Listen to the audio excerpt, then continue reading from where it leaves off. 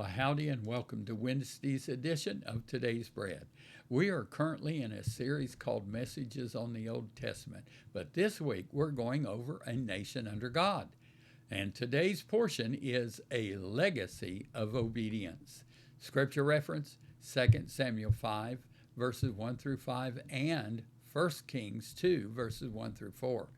Now, after the judges came, the kings of Israel. Saul served Israel as its first king. His disobedience tarnished what could have been a great reign. But the next king, David, proved to be a great contrast to Saul. David had served King Saul. During this time of service, he had come to fame by killing the Philistine giant Goliath. The leaders of Israel recognized David's capabilities. They also understood that God had appointed him as their king. They came to David in Hebron and anointed him as king. That's 2 Samuel 5, verses 1 through 3. This began his 40-year reign over Israel, verses 4 and 5. Now, though far from perfect, David led the nation effectively. David passed the crown to his son Solomon. That's 1 Kings 2:1.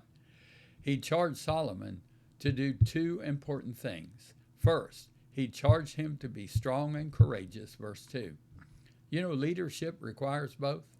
Sometimes a leader has to stand against something that is wrong, but widely accepted.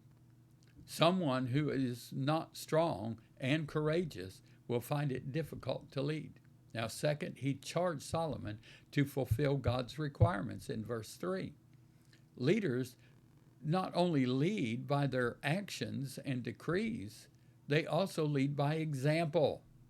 If Solomon lived by the law of God, he would provide God's people with an example worth following. If Solomon disobeyed these commands, David promised positive results if he obeyed them. If he disobeyed them, it was something totally different. For one thing, Solomon would prosper in what he did, verse 3. For another, his obedience would bless future generations, 1 Kings 2:4. David underscored this by telling Solomon of a promise God had made to him to allow David's descendants to continue on the throne of Israel. You can see that promise in 2 Samuel 7, verses 11 through 16. Thank you, and I pray that you've enjoyed today's edition of Fresh Daily Bread. I pray that these videos, in fact, all of our posts, are a blessing in your life. Now, Wednesday's prayer focus is for evangelism. Pray for boldness to share the gospel using your personal testimony to reach those who need Jesus. Now remember, Jesus is coming back soon. Here's Wednesday's blessing.